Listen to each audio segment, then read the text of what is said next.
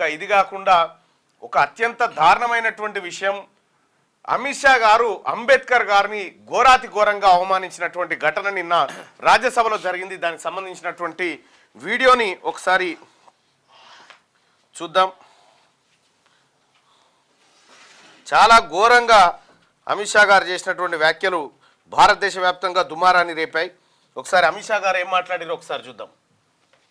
చూసిరా, ఇప్పుడు అందరు అంబేద్కర్ అంబేద్కర్ అంటా ఉన్నారు, ఇది ఫ్యాషన్ అయిపోయింది.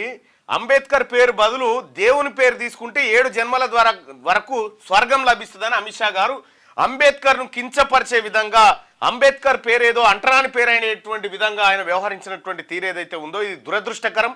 ఒక కేంద్ర మంత్రి ఈ విధంగా భారత రాజ్యాంగ నిర్మాత పైన చేసినటువంటి వ్యాఖ్యలు దురదృష్టకరం. ఆయన మంత్రిగా ఉండడానికి ఎలాంటి హక్కు లేదు అని చెప్పి విపక్షాలన్నీ నిన్న ధర్నాకు దిగినాయి. దేశాధ్యక్షుడు మల్లికార్జున ఖర్గేతో పాటు అన్ని పార్టీలు ఇంక్లూడింగ్ అంబేద్కర్ ఎన్డీఏలో ఉన్నటువంటి కొంతమంది కూడా అమిత్ షా వ్యాఖ్యలు బాధాకరం అని చెప్పి వాళ్ళు చెప్పడం జరిగింది. అమిత్ షా చేసినటువంటి వ్యాఖ్యల వల్ల ఏది భారత రాజ్యాంగం పట్ల వాళ్ళకు ఉన్నటువంటి చిన్న చూపు మరొకసారి బయటపడ్డదని చెప్పి దేశ ప్రజలంతా నిరసన దిగుతా ఉన్నారు. అర్ధరాత్రి వరకు, ఈరోజు అర్ధరాత్రి వరకు అమిత్ షాని మంత్రివర్గం నుంచి బర్తరఫ్ చేయాల్సిందే అని చెప్పి కాంగ్రెస్ పార్టీ అగ్రనాయకత్వం అల్టిమేటం జారీ చేసింది. అలాగే చాలామంది దేశ ప్రజలు కూడా ఈయన అమిత్ షా వ్యాఖ్యలను తీవ్రంగా ఖండిస్తూ ఆయన దిష్టిబొమ్మలు తలగబెడుతూ ఆయనకు వ్యతిరేకంగా నినాదాలు చేస్తున్నటువంటి పరిస్థితి. అలాగే కవర్ చేసుకునే ప్రయత్నం చేసింది కానీ అది కవర్ కాలేదు. దేశవ్యాప్తంగా ఒకేసారి బగ్గుమన్నది అమిత్ షా వ్యాఖ్యల పైన.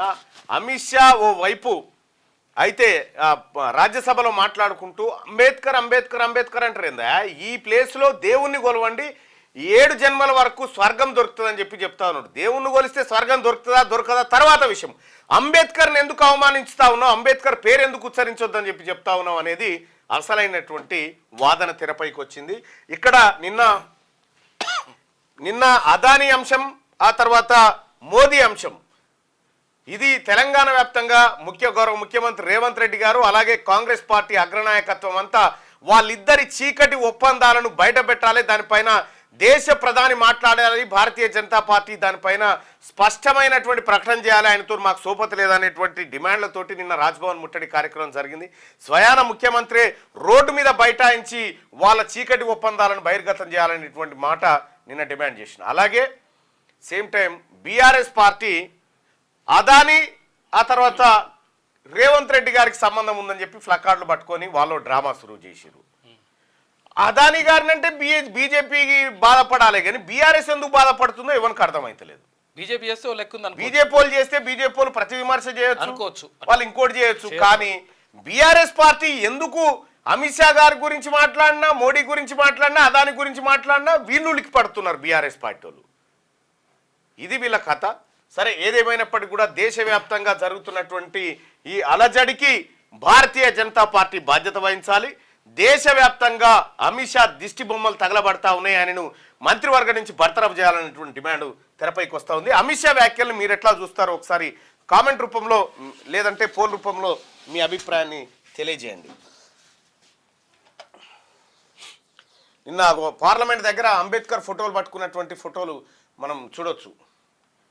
దాంట్లో సాయి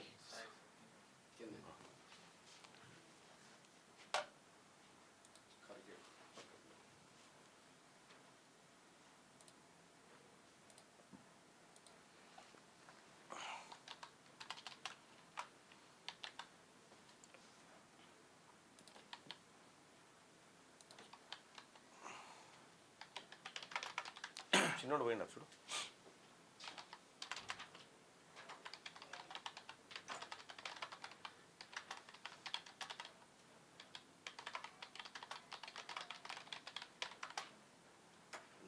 కూర్చోబెట్టడా